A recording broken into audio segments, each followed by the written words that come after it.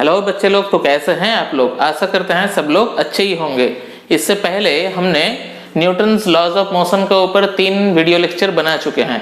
आज है इसका चौथा लेक्चर, किसका ऊपर है? पुली का ऊपर है। एकदम स्टार्ट करेंगे बेसिक से लेके एडवांस तक, ठीक है ना। तो सबसे पहले हम लोग को जानना पड़ेगा पुली है क्या। Pulley is nothing but a device. Okay, यहाँ पे पुली के अंदर में जो उसका स्ट्रिंग रहता है, वो स्ट्रिंग कैसा होता है? मासलेस होता है। मासलेस स्ट्रिंग क्या है? आइडियल स्ट्रिंग माना जाता है, ठीक है ना। एक आइडियल स्ट्रिंग में through out the string the tension is same, ठीक है। तो पुली यहाँ पे जो अभी हम लोग पढ़ेंगे वो क्या होना चाहिए? यहाँ पे मासलेस और फ्रिक्शनलेस, उसी को हम लोग कहते हैं आइडियल पुली। पुली का काम क्या है? डायरेक्शन ऑफ अप्लाइड फोर्स का, क्या? फोर्स का डायरेक्शन चेंज करना। यहाँ पे देखो, pulley changes direction of applied force. दूसरा क्या? पुली एक डिवाइस है, या कह सकते हो एक मशीन है। मशीन का काम ही है एफर्ट को रिड्यूस करना। तो यहाँ पे देखो, पुली रिड्यूस एफर्ट। ये कौन सा पुली है? वन पुली सिस्टम। यहाँ पे वन पुली सिस्टम में क्या होता है? यहाँ पे देखो, टाइम एफर्ट ज्यादा लग रहा है, effort more and time less. यहाँ पे देखो कितना पुली है? 1 2 3, मतलब ये है 3 पुली सिस्टम, ठीक है। 3 पुली सिस्टम में क्या होता है? इससे ज्यादा टाइम लगेगा। Time increase, effort decrease. Obviously पहले वाला पुली सिस्टम में जो एफर्ट लग रहा था, अभी एफर्ट कम लगेगा लेकिन टाइम इंक्रीज हो जाएगा। यहाँ पे देखो कितना पुली है? 1 2 3 4 5। ये क्या है? 5 पुली सिस्टम, ठीक है। 5 पुली सिस्टम में क्या होता है? यहाँ पे देखो, यहाँ पे एफर्ट इंक्रीज हो रहा है और टाइम, सॉरी, यहाँ पे एफर्ट डिक्रीज हो रहा है और टाइम इंक्रीज हो रहा है, ठीक है। मतलब जितना नंबर ऑफ पुलीज इंक्रीज होगा उतना क्या होगा? टाइम इंक्रीज होगा और एफर्ट डिक्रीज होगा, ठीक है ना। तो ये हो गया पुली के बारे में। अभी हम लोग करेंगे पुली ट्रिक, जिसके हेल्प से हम लोग पुली का कोई भी प्रॉब्लम इजीली कर सकेंगे, ठीक है ना। अभी यहाँ पे हम लोग सीखेंगे टेंशन ट्रिक। टेंशन ट्रिक के हेल्प से हम लोग कैसे पुली का न्यूमेरिकल इजीली सॉल्व कर सकते हैं, वही देखेंगे। यहाँ पे देखो, यहाँ पे पहले लिख लो टेंशन ट्रिक। इसके हेल्प से कैसे करके हम लोग करते हैं, देखो। पहले एक एटवुड मशीन ले लो। ये क्या है? एक एटवुड मशीन है,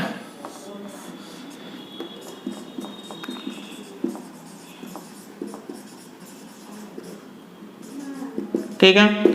यहाँ पे एक पुली है, यहाँ पे एक मास है, ए ब्लॉक का मास ए है, और यहाँ पे दूसरा ब्लॉक है जिसका नाम है बी, ठीक है। यहाँ पे ब्लॉक ए नीचे की तरफ मूव कर रहा है। पकड़ लो, इसका डिस्प्लेसमेंट x है।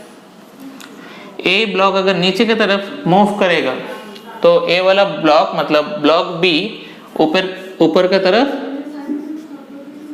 मूव करेगा, ठीक है ना। मतलब यहाँ पे भी डिस्प्लेसमेंट x, यहाँ पे भी डिस्प्लेसमेंट x। ए नीचे की तरफ जा रही है और बी ऊपर की तरफ जा रही है, ठीक है ना।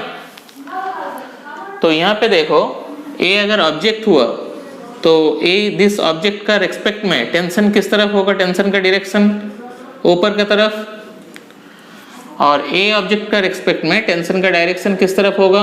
ऊपर की तरफ, ठीक है ना। एक ही स्ट्रिंग है, मतलब दोनों का टेंशन क्या होगा, सेम होगा, आइडियल स्ट्रिंग है। तो यहाँ पे देखो, इसको अगर दो पार्ट में किया जाए, इस तरफ देखो क्या हो रहा है, यहाँ पे देखो टेंशन और डिस्प्लेसमेंट दोनों का डायरेक्शन क्या है, अपोजिट है। मतलब इस तरफ का वर्क डन क्या होगा,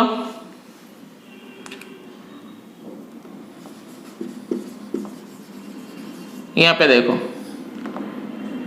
अपोजिट डायरेक्शन वर्क, मतलब हम लोग क्या जानते हैं, F इंटू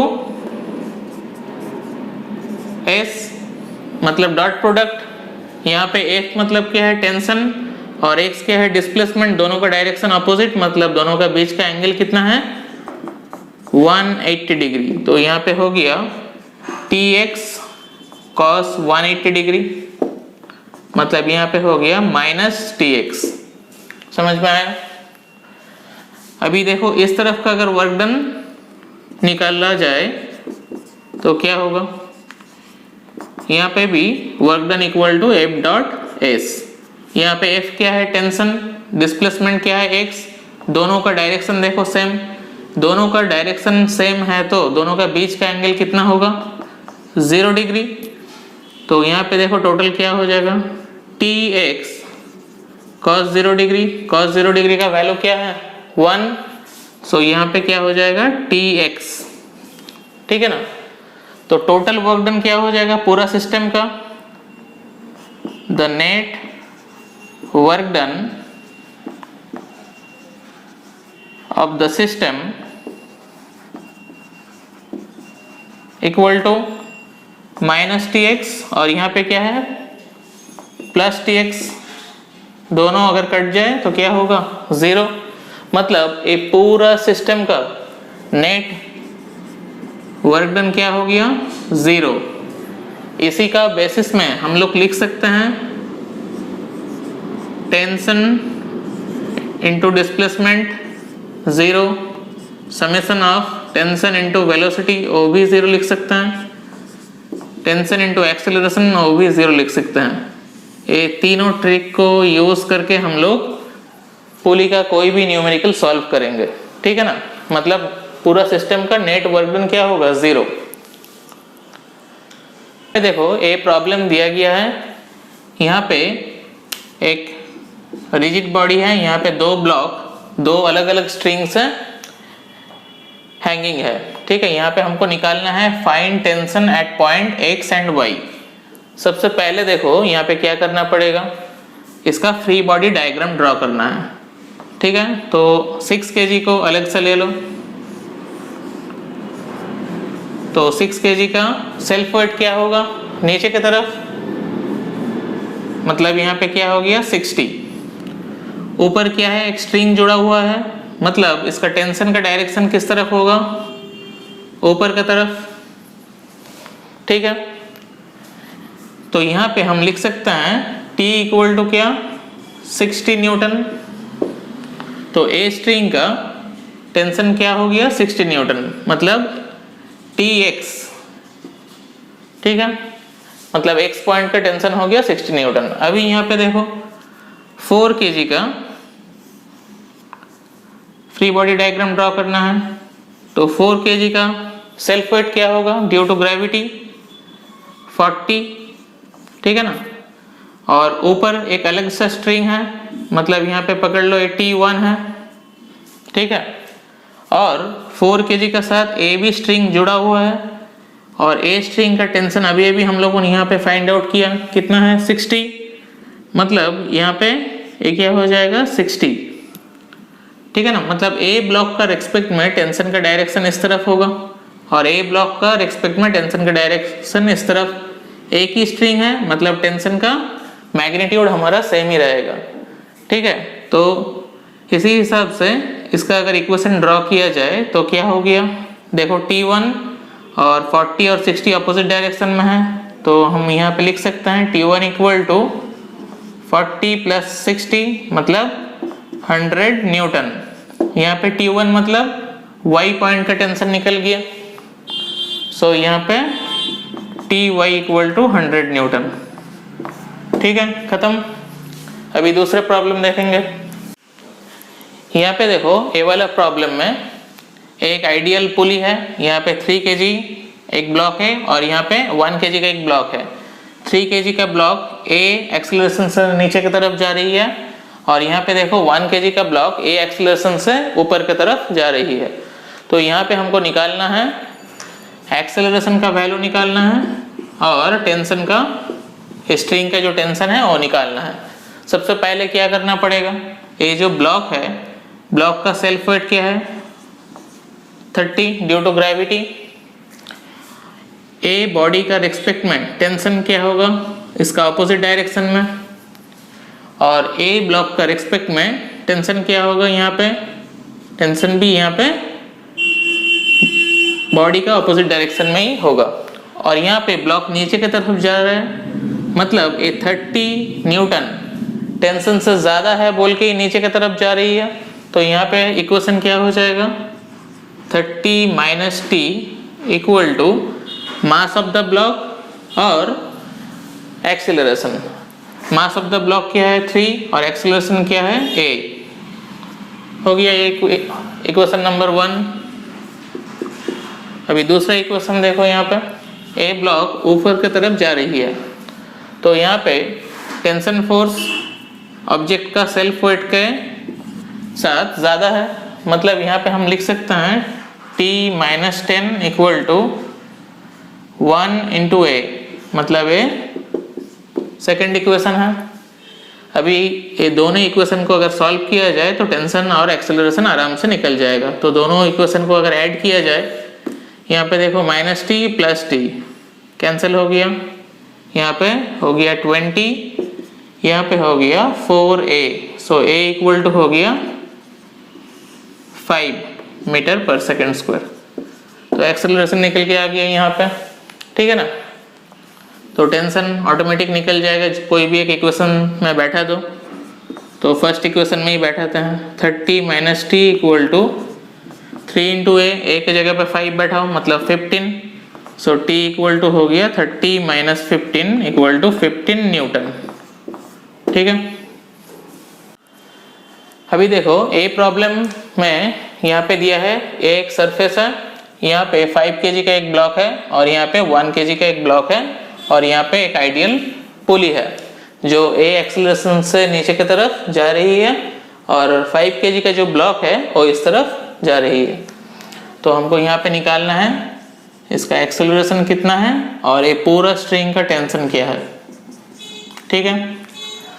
तो यहाँ पे देखो ये जो ब्लॉक है, ब्लॉक का सेल्फ वेट क्या होगा नीचे की तरफ, मतलब 10। ए बॉडी का रिस्पेक्ट में टेंशन क्या होगा इस तरफ, ठीक है। और यहाँ पे देखो ए अगर ब्लॉक हुआ तो ए बॉडी का रिस्पेक्ट में टेंशन किस तरफ होगा, इसी तरफ, ठीक है ना। तो अगर इसका फ्री बॉडी डायग्राम किया जाए तो यहाँ पे देखो 1 kg नीचे की तरफ जा रही है, मतलब 10 मैग्नीट्यूड ज़्यादा है टी के साथ। So 10 minus T equal to mass of the block into acceleration. ये क्या होगा इक्वेशन नंबर 1। अभी इक्वेशन नंबर 2 यहाँ से मिल जाएगा। ये क्या है, ब्लॉक 5 है, इसका ऊपर टेंशन कितना हो रहा है टी। सो यहाँ पे हम लिख सकते हैं T इक्वल टू 5 इंटू ए हो गया दूसरा इक्वेशन। अभी यहाँ पे आराम से सॉल्व करके निकाल सकते हैं। सो 10 माइनस टी के जगह पे 5a बैठा दो, ठीक है। So 6a equal to 10। So a equal to हो गया 10/6, मतलब 5/3 मीटर पर सेकेंड स्क्वायर, ठीक है। तो टेंशन क्या होगा, T इक्वल टू क्या है 5a, एक्सेलरेशन निकल के आ गया 5/3, तो ये हो गया 25/3 न्यूटन, ठीक है ना। यहाँ पे देखो, यहाँ पे एक ब्लॉक है M1 और यहाँ पे एक ब्लॉक है M2। M2 ब्लॉक का एक्सेलरेशन कितना है A2 और M1 ब्लॉक का एक्सेलरेशन क्या है A1। दोनों ब्लॉक का एक्सेलरेशन का जो बीच का जो रिलेशन है उसी को हमको निकालना है यहाँ पे। तो कैसे करके निकालेंगे, यहाँ पे हम लोग टेंशन ट्रिक यूज करके ये प्रॉब्लम सॉल्व करेंगे। तो यहाँ पे देखो इसका जो टेंशन है किस तरफ होगा? ए अगर बॉडी हुआ तो उसका टेंशन क्या होगा? ऊपर की तरफ, और ए अगर बॉडी हुआ तो इसका टेंशन क्या होगा? बॉडी का अपोजिट साइड में, ठीक है ना। तो हम लोग क्या जानते हैं? नेट वर्क डन 0 कोई भी सिस्टम का। तो यहाँ पे देखो T इंटू ए क्या होता है? 0, ठीक है। तो यहाँ पे इस पार्ट का क्या होगा? टेंशन और एक्सीलरेशन ऑपोजिट डायरेक्शन में है। ऑपोजिट डायरेक्शन मतलब क्या है? Minus sign. तो यहाँ पे हो गया माइनस T(A2), और यहाँ पे देखो टेंशन और एक्सीलरेशन क्या है? सेम डायरेक्शन में है। तो क्या हो जाएगा? प्लस T(A1) इक्वल टू क्या? 0। तो यहाँ पे हम लिख सकते हैं T(A1) equal to T(A2), T cancel, so A1 equal to A2। देखो दोनों एक्सेलरेशन का बीच का रिलेशन हम लोग ने निकाल लिया है, ठीक है ना। मतलब A जितना एक्सेलरेशन में नीचे जाएगी, A भी उतना ही एक्सेलरेशन से सामने की तरफ मूव करेगी, ठीक है ना। अभी यहाँ पे देखो 5 नंबर जो प्रॉब्लम है, यहाँ पे A क्या है? ऑब्जेक्ट है, ठीक है ना, और यहाँ पे भी A ऑब्जेक्ट है। तो A ऑब्जेक्ट का रिस्पेक्ट में टेंशन क्या होगा? इस तरफ A पूरा सिंगल स्ट्रिंग ही है, मतलब थ्रू आउट इसका क्या होगा? टेंशन सेम ही रहेगा, ठीक है। आइडियल स्ट्रिंग है, इसीलिए थ्रू आउट पूरा स्ट्रिंग में टेंशन यहाँ पे सेम रहेगा। तो यहाँ पे देखो T और T मिला के यहाँ पे क्या हो गया? 2T। तो यहाँ पे देखो ब्लॉक जहाँ पे कनेक्टेड है उसी का टेंशन लेना है, ठीक है ना। तो यहाँ पे देखो टेंशन क्या है? 2T, और एक्सेलरेशन क्या है? नीचे की तरफ अपोजिट डायरेक्शन, मतलब यहाँ पे क्या हो जाएगा? माइनस 2T(A2), और यहाँ पे देखो टेंशन और एक्सेलरेशन का डायरेक्शन क्या है? सेम, मतलब दोनों का बीच का एंगल कितना है? 0 डिग्री, मतलब प्लस T(A1) इक्वल टू 0, क्योंकि हम लोग जानते हैं पूरा सिस्टम का नेट वर्क डन क्या होता है? 0।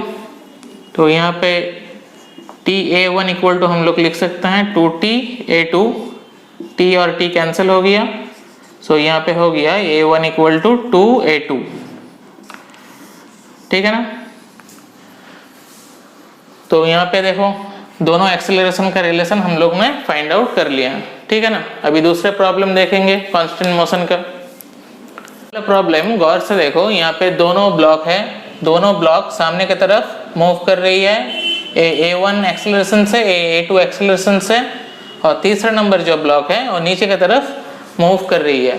तो यहाँ पे तीनों एक्सेलरेशन का बीच का relation we have to find out, ठीक है ना। तो कैसे करके करना है? टेंशन ट्रिक यूज करो। यहाँ पे A अगर बॉडी हुआ, इसका ठीक जस्ट अपोजिट डायरेक्शन में क्या होगा? टेंशन का डायरेक्शन। A अगर बॉडी हुआ तो इसका जस्ट अपोजिट डायरेक्शन में क्या होगा? टेंशन। यहाँ पे देखो A पूरा स्ट्रिंग सेम ही है, तो इसका टेंशन क्या हो जाएगा? सेम, क्योंकि हम लोग जानते हैं आइडियल स्ट्रिंग में थ्रू आउट टेंशन सेम रहता है। तो यहाँ पे क्या हो जाएगा? टेंशन, और यहाँ पे देखो T हो गया, तो दोनों T मिला के यहाँ पे टेंशन कितना हो गया? 2T, ठीक है ना। अभी यहाँ पे सिर्फ टेंशन ट्रिक लगा देने से ही हो जाएगा। Net work done of the system, पूरा को अगर सिस्टम मान ले तो इसका वर्क डन कितना हो जाएगा? 0। तो यहाँ पे देखो पहला जो ब्लॉक है, एक्सेलरेशन किस तरफ है? इस तरफ, टेंशन भी इस तरफ है, मतलब दोनों का डायरेक्शन सेम है, मतलब क्या होगा? प्लस T(A2) हो गया। यहाँ पे भी देखो टेंशन का डायरेक्शन और एक्सेलरेशन का डायरेक्शन दोनों सेम है, तो A भी क्या हो जाएगा? प्लस, और यहाँ पे देखो टेंशन का डायरेक्शन और एक्सेलरेशन का डायरेक्शन दोनों अपोजिट डायरेक्शन में है, अपोजिट होने से ही क्या होगा? माइनस। सो यहाँ पे माइनस, यहाँ पे कितना है टेंशन? 2T(A3) इक्वल टू 0, ठीक है। तो तीनों से अगर T कॉमन लिया जाए तो हो गया A2 + A1 - 2A3 equal to 0। So we can write A2 plus A1 equal to 2A3। ठीक है, हो गया ये relation A1 A2 and A3 का बीच में। ठीक है, और you can say A3 equal to A1 plus A2 by 2। ठीक है ना। ओके, यहाँ पे देखो ये वाला प्रॉब्लम पे दिया गया है, ये जो ब्लॉक है ये ऊपर की तरफ एक्सेलरेट कर रहा है और M2 ब्लॉक नीचे की तरफ एक्सेलरेट कर रही है, और यहाँ पे स्ट्रिंग क्या है, रिजिड है ग्राउंड के साथ। तो यहाँ पे भी A1 और A2 का बीच का रिलेशन हमको फाइंड आउट करना है। ठीक है, तो यहाँ पे देखो, यहाँ पे भी टेंशन ट्रिक यूज करो। ये जो ब्लॉक है ये अगर बॉडी हुआ, इसका जस्ट ऑपोजिट डायरेक्शन में क्या होगा, टेंशन। ये देखो पूरा एक ही स्ट्रिंग है, सेम स्ट्रिंग, मतलब इसका टेंशन भी सेम होगा। तो ये भी हो गया क्या, T। यहाँ पे अभी गौर करने का चीज़ है, यहाँ पे देखो टेंशन T है और यहाँ पे क्या हो रहा है, टेंशन डिवाइड हो जा रहा है स्ट्रिंग से। तो यहाँ पे हम लिख सकते हैं क्या, T/2। ये अगर बॉडी हुआ तो इसका डायरेक्शन क्या होगा, इस तरफ, और इसका भी क्या होगा, T/2। मतलब A T को ये दोनों स्ट्रिंग मिलके डिवाइड कर ले रहा है इसका टेंशन को। तो यहाँ पे देखो अभी वर्क डन थ्योरम बोलो और टेंशन ट्रिक बोलो, जो भी बोल सकते हो बोल सकते हो। तो यहाँ पे देखो ब्लॉक है, मतलब यहाँ पे टेंशन और एक्सेलरेशन दोनों का डायरेक्शन क्या है, सेम है। तो यहाँ पे क्या हो जाएगा, TA1। और यहाँ पे देखो टेंशन और एक्सेलरेशन का डायरेक्शन क्या है, अपोजिट डायरेक्शन में है। अपोजिट मतलब क्या होगा, माइनस। तो यहाँ पे हो जाएगा minus T/2 A2 equal to 0। तो T अगर कॉमन लिया जाए तो हो गया यहाँ पे A1 equal to A2/2 equal to 0। So we can write A1 equal to A2/2, therefore A2 equal to 2A1। ठीक है, ये हो गया इसका रिलेशन। ये वाला प्रॉब्लम को गौर से देखो, यहाँ पे तीनों ब्लॉक है, M1 M2 एंड M3। ठीक है, M2 ब्लॉक नीचे की तरफ A2 एक्सेलरेशन से मूव कर रही है और M3 ब्लॉक ऊपर की तरफ A3 एक्सेलरेशन से मूव कर रही है। और यहाँ पे देखो ब्लॉक M1 A भी A1 एक्सेलरेशन से ऊपर की तरफ मूव कर रही है। तो तीनों का जो ब्लॉक है, तीनों ब्लॉक का बीच का जो एक्सेलरेशन है उसका हमको रिलेशन फाइंड आउट करना है। तो कैसे होगा, यहाँ पे ये अगर ब्लॉक हुआ तो क्या होगा, इसका टेंशन ट्रिक में इसका डायरेक्शन इसका जस्ट ऑपोजिट डायरेक्शन में होगा, मतलब हो गया T। ये पूरा क्या है, एक ही स्ट्रिंग है, सिंगल स्ट्रिंग, मतलब ये अगर T हुआ तो ये भी T हो जाएगा। तो यहाँ पे देखो T और T मिला के क्या हो गया, 2T। तो 2T कहाँ पे हो जाएगा, यहाँ पे हो गया 2T। अभी देखो ये पूरा एक ही स्ट्रिंग है, सिंगल स्ट्रिंग का क्या टेंशन सेम रहता है। तो ये अगर 2T हुआ तो ये भी हो गया 2T। अभी यहाँ पे हमको रिलेशन फाइंड आउट करना है।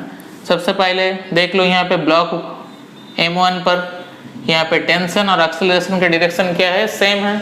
मतलब यहाँ पे क्या होगा, प्लस, मतलब 2T/A1 हो गया।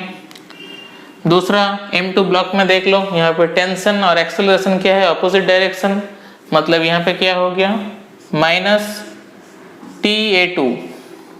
और यहाँ पे देखो टेंशन और एक्सेलरेशन सेम डायरेक्शन में है, मतलब क्या हो जाएगा, plus. So plus T/A3 equal to 0, मतलब net work done of the system क्या है, 0। तो यहाँ से T कॉमन ले लो, तो कॉमन लेने के लिए हो गया 2A1 minus A2 plus A3 equal to 0। So हो गया 2A1 plus A3 equal to A2। ये हो गया इसका तीनों एक्सेलरेशन का बीच का रिलेशन। ठीक है, तो यहाँ पे देखो कांस्टेंट मोशन का प्रॉब्लम हम लोग कैसे टेंशन ट्रिक यूज करके इजीली कर सकते हैं। ठीक है ना। ये वाला प्रॉब्लम गौर से देखो, यहाँ पे एक तो ब्लॉक है M2, यहाँ पे एक तो ब्लॉक है M1 ब्लॉक नीचे की तरफ जा रही है और M2 ब्लॉक सामने की तरफ मूव हो रही है। तो यहाँ पे सबसे पहले टेंशन ट्रिक यूज करने के लिए इसका फ्री बॉडी डायग्राम करना बहुत ही जरूरी है। तो ये अगर बॉडी हुआ, इसका जस्ट ऑपोजिट डायरेक्शन में क्या हो जाएगा, टेंशन, मतलब ए हो गया टी। ये देखो सिंगल स्ट्रिंग है, मतलब सारा जगह पे इसका टेंशन क्या होगा, ए अगर बॉडी मान लिया जाए तो इसके हिसाब से टेंशन का डायरेक्शन किस तरफ होगा, इस तरफ। यहाँ पे देखो बॉडी स्ट्रिंग रिजिड है यहाँ पे, तो यहाँ इसका रिस्पेक्ट में टेंशन इस तरफ होगा, मतलब टी। अगर इसको बॉडी मान लिया जाए तो इसका रिस्पेक्ट में टेंशन क्या हो जाएगा, इस तरफ। यहाँ पे भी टेंशन हो जाएगा टी। तो ये दोनों स्ट्रिंग मिला के कितना हो गया 2t। तो ये वाला कितना हो गया स्ट्रिंग का टेंशन, t और t मिला के कितना हो गया 2t। तो यहाँ पे देखो टेंशन और एक्सेलरेशन का डायरेक्शन क्या है, ऑपोजिट डायरेक्शन, मतलब हो गया -ta1। और यहाँ पे देखो एक्सेलरेशन और टेंशन का डायरेक्शन क्या है, सेम है, मतलब पॉजिटिव 2ta2। वर्क डन कितना है टोटल सिस्टम का 0। तो यहाँ पे t कॉमन ले लो, तो हो गया -a1 + 2a2 = 0। So we can write a1 = 2a2। तो हो गया इसका रिलेशन। देखो टेंशन ट्रिक यूज करके हम लोग कितना आसानी से कोई भी प्रॉब्लम को सॉल्व कर सकते हैं, ठीक है ना। ये वाला प्रॉब्लम देखो एक बहुत ही इंटरेस्टिंग प्रॉब्लम है। यहाँ पे देखो ब्लॉक M1 इस तरफ मूव कर रही है और ब्लॉक M2 इस तरफ मूव कर रही है, ए v1 वेलोसिटी से, ए v2 वेलोसिटी से, ठीक है। अभी दोनों का बीच का रिलेशन फाइंड आउट करना है v1 एंड v2 का।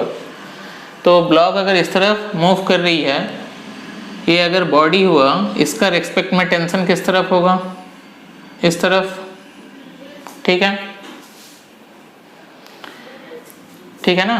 तो यहाँ पे अगर t है तो a क्या हो जाएगा, डिवाइड हो जाएगा यहाँ पे t/2, और a भी क्या हो जाएगा t/2 इसका रिस्पेक्ट में, a बॉडी का रिस्पेक्ट में, ठीक है ना। और a भी अगर टेंशन t है तो यहाँ पे भी क्या हो जाएगा, डिवाइड हो जाएगा t/2, ठीक है। अभी यहाँ पे देखना है ए ब्लॉक का रिस्पेक्ट में टेंशन क्या होगा, इस तरफ होगा, तो क्या होगा इस तरफ t/2। और यहाँ पे देखो ए की स्ट्रिंग है, तो यहाँ पे क्या है t/2 और यहाँ पे भी क्या है t/2, तो दोनों मिला के क्या हो गया इस तरफ से t, ठीक है ना। अभी यहाँ पे देखो ब्लॉक जो 1 है इसका ऊपर टोटल कितना टेंशन हो रहा है, यहाँ पे देखो t और t कितना हुआ 2t, मतलब टेंशन और वेलोसिटी क्या है अपोजिट डायरेक्शन में है, तो क्या होगा माइनस, तो हो गया -2t v1, ठीक है। और यहाँ पे देखो क्या है, ए ब्लॉक 2 है, यहाँ पे देखो वेलोसिटी का डायरेक्शन इस तरफ है, और यहाँ पे देखो दोनों स्ट्रिंग, एक है t/2 एक है t, तो टोटल कितना हो गया प्लस t + t/2 कितना हो गया 3t/2, ठीक है ना।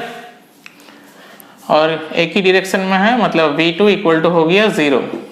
तो इसको अगर कैलकुलेट किया जाए बोथ साइड 2 से मल्टीप्लाई कर दो, हो जाएगा -4tv1 + 3tv2 = 0।